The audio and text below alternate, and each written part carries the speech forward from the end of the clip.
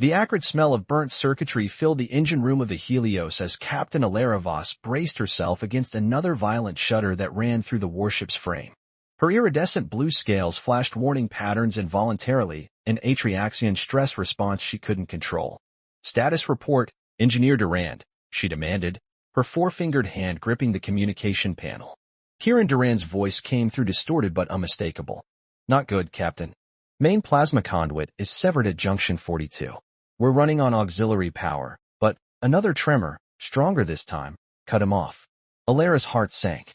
The Helios, pride of the Joint Species Fleet, had barely survived the Viridian ambush. Now they were caught in the gravitational pull of PSR 2419, a neutron star with enough force to tear their ship apart within hours. And after the attack, they were the only two left alive. "How long?" she asked, already moving toward the engineering deck. 3 hours, maybe less," Kieran replied. "I'm in the main bay. I might have an idea." When the turbolift doors opened, Alara found the human engineer half buried in the ship's central power matrix, his broad shoulders tensed as he worked. Unlike her sleek, elongated limbs evolved for precision work, Kieran's stocky human frame looked almost primitive, yet she'd learned over their 3 years of service together that human ingenuity often outpaced Atriaxian procedure. "Engineer," she announced herself. Kieran emerged from the access hatch, his face smudged with coolant fluid. His dark hair was plastered to his forehead with sweat, his gray eyes intense with focus. "Captain, good timing." He gestured toward a strange device on the workbench, a jumble of components that looked distinctly human in design, lacking the elegant crystalline structure of Atriaxian technology. "What am I looking at, Durand?" "My personal project. An experimental bypass system." He wiped his hands on his already filthy uniform. "If we can't fix the main conduit, we need to reroute the plasma flow. This could handle it." Alara's crest flattened against her skull, her species' expression of skepticism. "That isn't regulation equipment." "Respectfully, Captain, regulations won't save us now." Kieran's voice softened, but his gaze remained steady. "This system utilizes a different approach to plasma containment. Theoretical, but sound." Another violent shock threw them both off balance. Alara's naturally better equilibrium allowed her to catch herself, but Kieran stumbled against her. For an instant, her cool scales met his warm skin, and something electric passed between them. Something beyond the professional relationship they'd maintained despite the small moments of connection that had accumulated over years of working side by side. "Sorry," he muttered, stepping back too quickly. The ship's automated voice interrupted. "Warning, structural integrity at 63%. Hull breach imminent in outer sectors." Alara assessed the bypass unit with critical eyes. "This looks primitive." "Human engineering," Kieran corrected with a hint of pride. "Sometimes primitive works when elegant fails." "The connection points are incompatible with Atriaxian systems," she observed. "That's where it gets complicated," Kieran admitted. "We need to modify the intake valves." "I can't reach inside to make the adjustments. My hands are too large." "But your arms." Alara's eyes widened. Her species' evolution had gifted them with extraordinarily flexible, longer limbs with an extra joint, perfect for the delicate work Kieran was suggesting. "It's too tight," she growled, examining the narrow access port. "It wasn't built for this." "Neither was the ship built to withstand a neutron star," Kieran countered. "But we're going to make it work." He hesitated, then added, "I need you, Alara. Not just as my captain."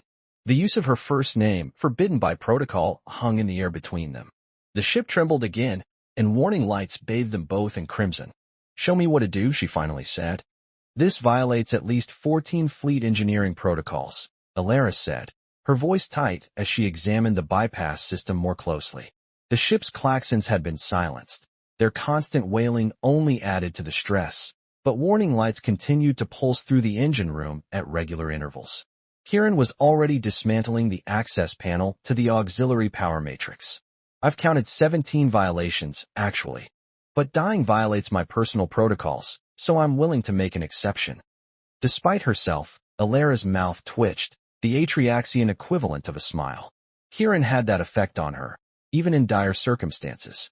Perhaps especially then. The Fleet Engineering Manual clearly states that plasma containment can only be modified under controlled conditions in a shipyard facility, Kieran finished, having heard her cite regulations countless times before. But PSR 2419 isn't giving us that luxury. A violent shudder ran through the ship, stronger than the previous ones.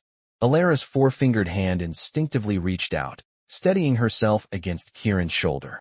Her scales, normally a cool blue, flashed violet at the contact, an involuntary response signaling emotional intensity that she hoped the human couldn't interpret.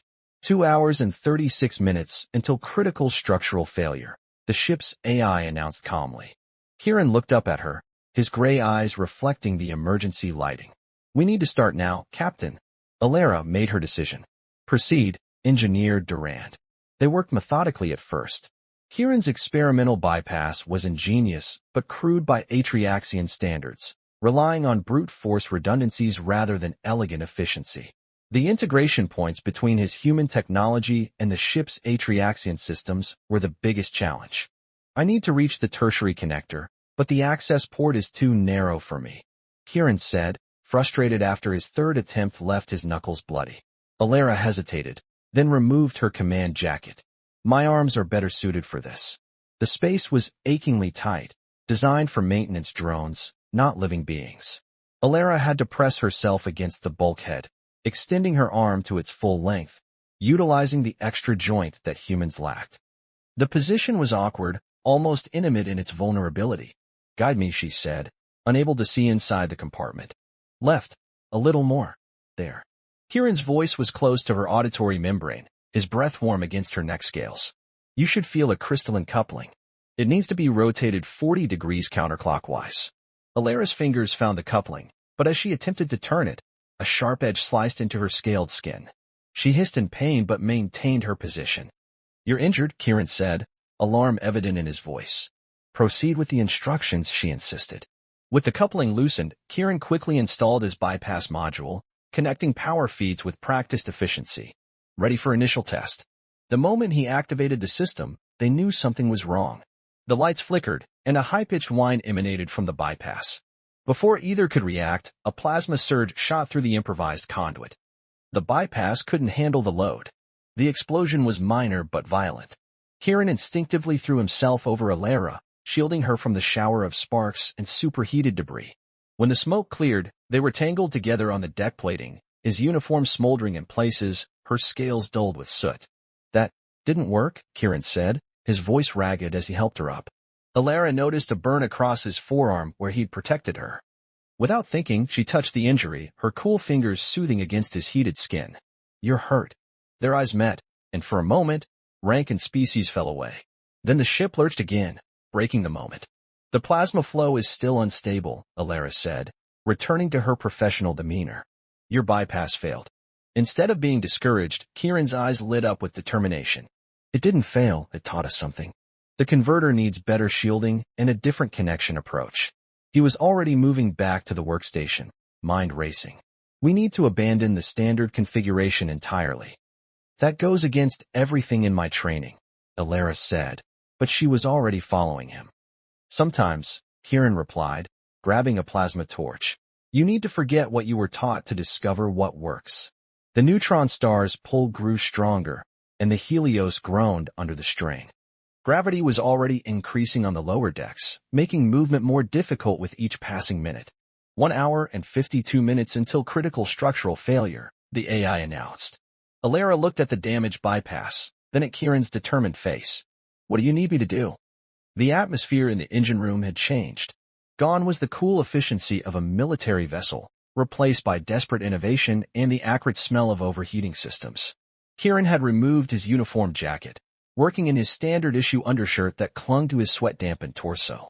Alara had discarded her formal captain's regalia entirely, wearing only the practical bodysuit that all Atriaxians wore beneath their clothing.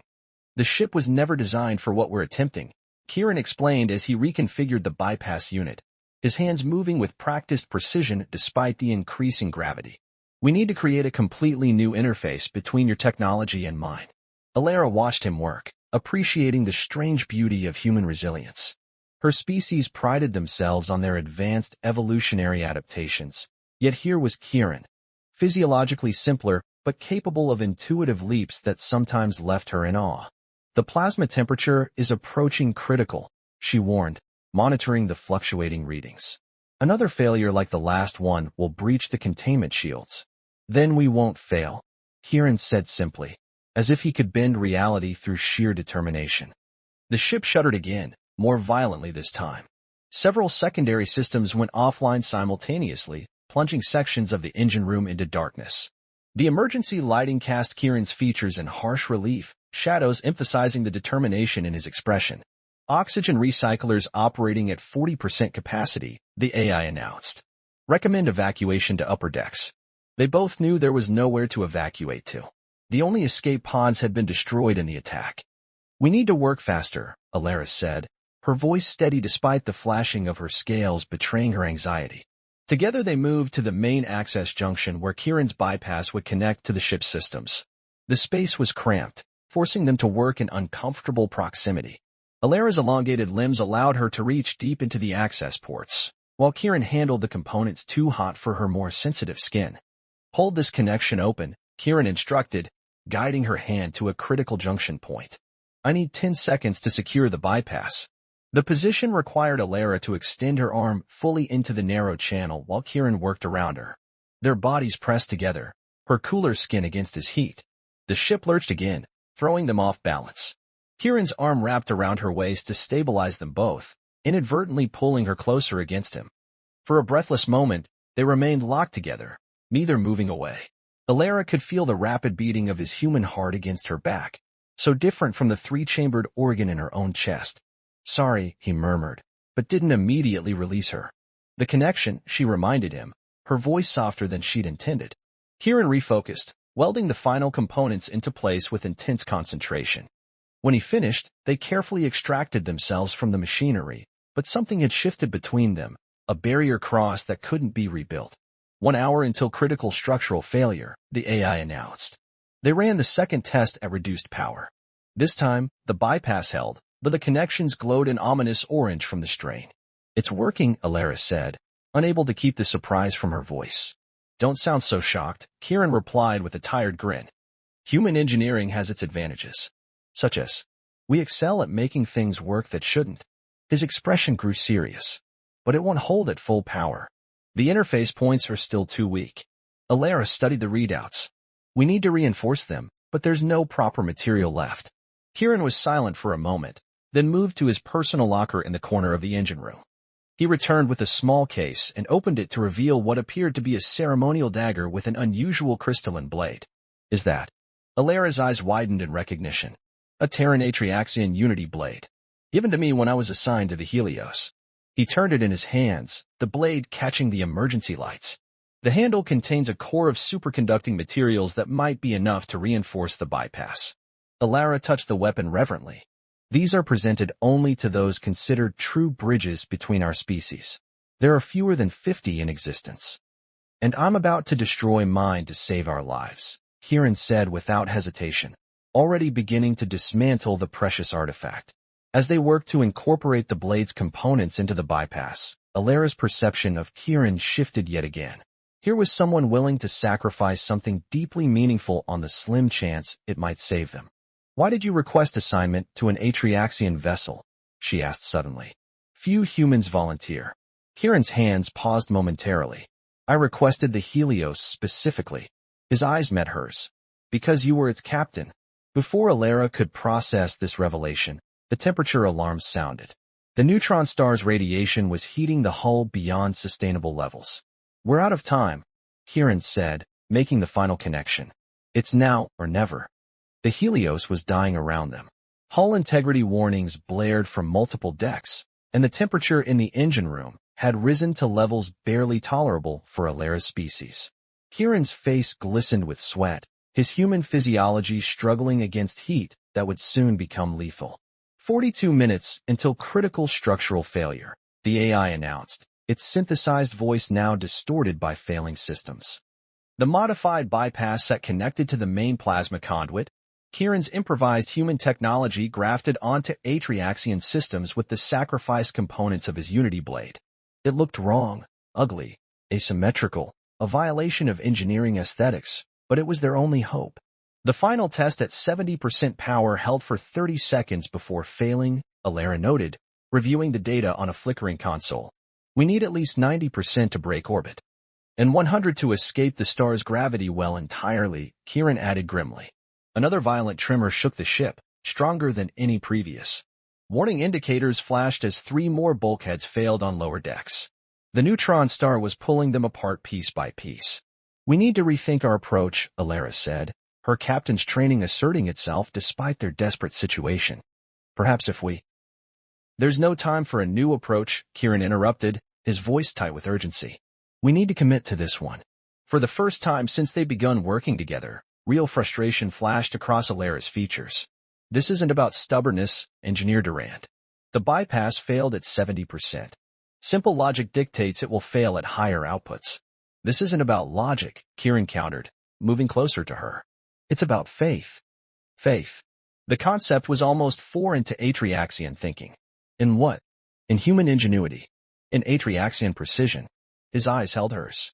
In us together. The ship groaned as another section gave way. The deck beneath them vibrated continuously now, the metal straining against forces it was never designed to withstand. 30 minutes until critical structural failure, the AI announced.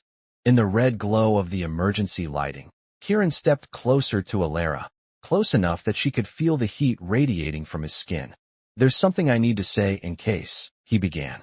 We will survive this, she interrupted, her captain's voice firm. Even so, his hand reached up, hesitating just short of touching her face.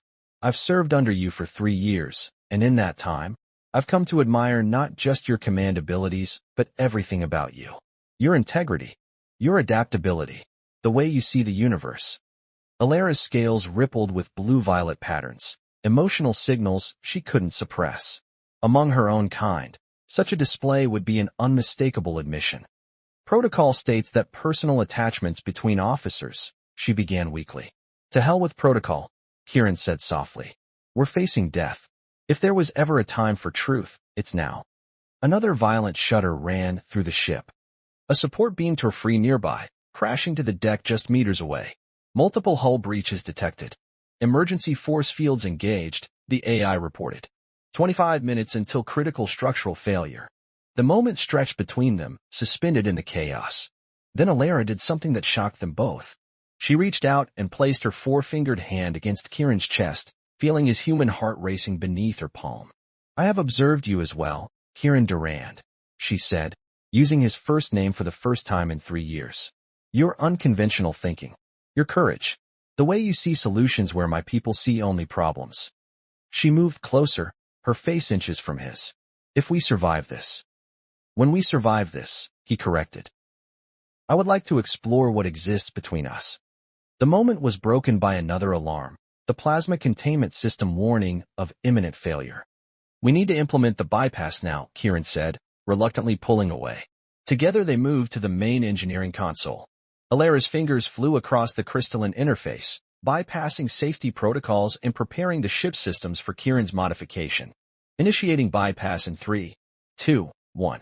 She announced. Kieran activated the system. For a moment, everything seemed to hold, the lights stabilized, the ship's vibrations lessened. Then a grinding sound emanated from the main plasma conduit. The temperature indicators spiked dangerously. It's not holding, Alara shouted over the noise. Kieran was already moving toward the bypass junction, heat-resistant gloves in hand. The primary coupling is failing. I can reinforce it manually. The radiation levels are too high, Alara protested. Even with protection, you'd have minutes at most before suffering permanent damage. Then I'll work quickly, he replied with grim determination. Alara caught his arm. No, we do this together or not at all. The main engineering deck had become an inferno. Coolant systems failed one after another as the neutron star's radiation penetrated the ship's weakening shields. Emergency force fields flickered at every doorway, desperately containing the atmosphere as hull breaches multiplied across the Helios. 15 minutes until critical structural failure, the AI announced, its voice now barely audible over the cacophony of failing systems. Kieran and Alara stood before the exposed bypass junction, protected only by heat-resistant gloves and emergency breathing apparatus. The bypass was visibly failing, connections warping under the extreme energy they were never designed to channel. The coupling needs to be rotated and locked in place while the energy flow is maintained, Kieran explained, his voice muffled through his breathing mask. One person to hold the flow steady, one to secure the coupling. The radiation exposure, Alara began, will be within survivable limits, Kieran finished. Barely. They locked eyes through their protective visors, an unspoken understanding passing between them. In that moment, rank and species disappeared entirely. They were simply two beings fighting together for survival. I'll maintain the energy flow, Alara said. My physiology can tolerate the radiation slightly better than yours. Kieran nodded. On 3. They positioned themselves at the junction, Alara's elongated fingers reaching into the access port, while Kieran prepared to work on the coupling once she stabilized the flow. 1, 2, 3. Alara diverted the plasma stream through her access point, immediately feeling the searing heat even through her protective gear. Her scales darkened under the strain, an involuntary response to extreme stress. Kieran worked with incredible speed, his hands moving with practiced precision as he reinforced and locked the coupling. Almost there. He grunted, the effort evident in his voice. The ship shuddered violently again. Alara's concentration faltered for just a moment, and the plasma stream surged. Kieran gasped in pain as energy arced across his arm, but he didn't stop working. 10 minutes until critical structural failure, the AI warned. Coupling secured, Kieran announced through gritted teeth. Rerouting power now. Together they sealed the junction and staggered back to the main console. Alara's hands moved across the interface, channeling every bit of remaining power through Kieran's bypass and into the main engines. For a terrible moment, nothing happened. The ship continued to shake, systems failing in cascades across all decks. Then, gradually, they felt a change. The deck vibrations shifted frequency. The crushing gravity began to lessen as the engines fought back against the neutron star's pull. Engine output at 85%, Alara reported, her voice tight with cautious hope. It's not enough, Kieran said, examining the orbital trajectory. We need more power to break free. Alara's fingers danced across the console again, diverting life support from unoccupied decks. 92%, Kieran confirmed. Still not enough. They looked at each other, the same realization dawning simultaneously. The AI core, Alara said quietly. Kieran nodded grimly. If we shut it down, we can reroute that power to the engines. Ship functionality will be severely limited, Alara warned. Navigation, life support, will be operating on basic backups. We can manage, Kieran said. Together, Alara entered her command override. Computer, initiate AI core shutdown on my authority. Captain Alara Voss, verification code Epsilon 937. Warning, AI shutdown will severely impact ship functionality, the computer responded. Please confirm shutdown. Confirmed, Alara and Kieran said simultaneously. The lights flickered as the AI systems went offline. Momentary darkness engulfed them before the emergency backups engaged, casting the engine room in a dim blue glow. Engine output at 98%, Kieran reported, checking the manual gauges. The ship lurched violently, then began to move. On the navigational display, their trajectories slowly changed, the deadly spiral toward the neutron star gradually straightening into an escape vector. We're breaking orbit, Alara said, her voice hushed with disbelief. The Helios groaned and shuddered as it fought against the immense gravitational forces. Hull plates buckled, systems failed, but the engines, powered through Kieran's improvised bypass, continued to push them away from certain death. And then, suddenly, they were free. The crushing pressure eased as they cleared the neutron star's immediate gravitational well. The violent shaking subsided to a manageable vibration. They had survived. In the sudden quiet, Alara and Kieran looked at each other. Without a word, Kieran removed his breathing apparatus, then gently helped Alara remove hers. In the soft emergency lighting, they stood facing each other, human and Atriaxian, engineer and captain, two beings who had faced death together and emerged transformed. Your arm, Alara said softly, noticing the plasma burn across Kieran's forearm where his protective gear had failed. Worth it, he replied simply. Alara stepped closer, her scaled hand gently touching his injured arm. The medical bay is offline, but I can help with this. From a compartment near the engineering station, she retrieved a small medical kit and began applying regenerative gel to his wound. Her touch was gentle, her four-fingered hands moving with the same precision she had shown in their desperate repair work. "What happens now?" Kieran asked quietly. "The nearest outpost is 3 weeks away at our reduced speed," Alara answered, focusing on treating his injury. "We'll need to complete repairs to several critical systems." "That's not what I meant." Alara looked up, meeting his gaze. Her scales shimmered with subtle patterns of blue and violet, emotions visible on her skin that a human might express through a blush or smile. "You said, if we survived, you wanted to explore what exists between us," Kieran reminded her. "I did," she acknowledged. "And I meant it." He reached up with his uninjured hand, hesitating before gently touching the side of her face. "No protocols? No regulations?" "Some things," Alara said, leaning slightly into his touch, "are more important than protocols." Outside the viewport, stars began to appear as they moved farther from the neutron star's overwhelming brightness. The Helios was damaged, limping, but alive, carrying them toward a future neither had imagined possible hours before. "It wasn't built for this," Alara said softly, echoing her earlier protest about the bypass, but now with wonder rather than doubt. "No," Kieran agreed, his hand still gentle against her face. "But sometimes the most beautiful things emerge from what seems impossible." In the quiet of the engine room, surrounded by the evidence of their desperate struggle and ultimate triumph, captain and engineer moved closer, two different beings from two different worlds, finding connection in the vast emptiness of space. The Helios sailed onward, carrying them toward home and whatever awaited them there. Together,